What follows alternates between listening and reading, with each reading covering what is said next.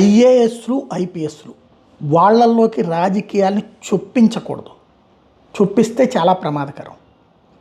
ఇప్పటికే దాదాపుగా ఒక 14 మందో 15 మందో ఐఏఎస్లు, ఓ 14-15 మందో ఐపీఎస్లు లూప్ లైన్లో ఉన్నారు. యాక్చువల్గా వాళ్ళందరూ నిజంగా జగన్కి అత్యంత ఫేవరబుల్ అంటే అంతకంటే హంబక్కేం లేదు. అదే జరిగితే జగన్ 11 సీట్లకి ఎందుకు పరిమితం అవుతాడు? జగన్ కోసం వాళ్ళందరూ చొక్కాలు దించుకుంటే. కాకపోతే అందులో ఎక్కువ మంది రెడ్డి సామాజిక వర్గం వాళ్ళే ఉండొచ్చు.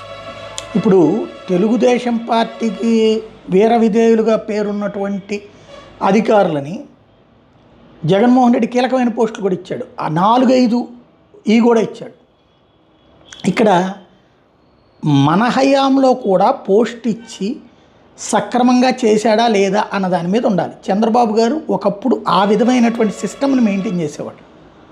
ఆయన అధికారులలో పార్టీని చూసేవాడు కాదు, ముఖ్యమంత్రికి లాయల్టీ ఉండాలని చూసేవాడు. ఇప్పుడు ప్యూర్లీ అధికారులు వర్టికల్గా డివైడ్ చేశారు. ఇది చాలా ప్రమాదకరమైనటువంటి అంశం. ఇప్పటికి 7 నెలలు అయిపోయింది. పోస్ట్ ఓ పక్కనేమో ఐఏఎస్లు తక్కువ ఐపీఎస్లు తక్కువ అని చెప్తున్నారు. రెండో పక్కన చూస్తే అధికారిక లెక్కల ప్రకారం 18 మంది ఐపీఎస్లు 14 మంది ఐఏఎస్లు ప్రస్తుతం లూప్ లైన్లో ఉన్నారు. ఇప్పటికైనా వాళ్ళని మానసికంగా వేధించడం మానేసి వాళ్ళకి పొజిషన్స్ ఇస్తే కరెక్ట్గా ఉంటుంది. ఇప్పుడు తిరుపతిలో ఉంది, ఇంకా పొజిషన్స్ ఉంటాయి ఖాళీలు. యాక్చువల్గా జేఈఓ అనేటటువంటి పొజిషన్ ఏంటండి, బయట నుంచి ఇదివరకు ధర్మారెడ్డిని బయట నుంచి కేంద్ర సర్వీస్ నుండి తెచ్చారన్నారు. ఇప్పుడు వెంకయ్య చౌదరి కూడా బయట కేంద్ర సర్వీస్ నుండి వచ్చిన ఆయనే కదా. అసలు ఇదివరకు ఐఏఎస్ ఉండేవాళ్ళు, అది జేఈఓ కూడా.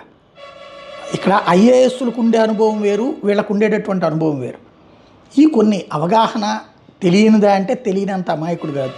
బట్ ఇప్పుడు పక్కన మీడియా, సోషల్ మీడియా, ఆ కులపరమైనటువంటి ఒత్తిడి అన్నీ ఇబ్బంది పడుతున్నారు బాబు గారు. మరి ఇది ఎట్లా సెటరేట్ చేస్తారో చూడాలి.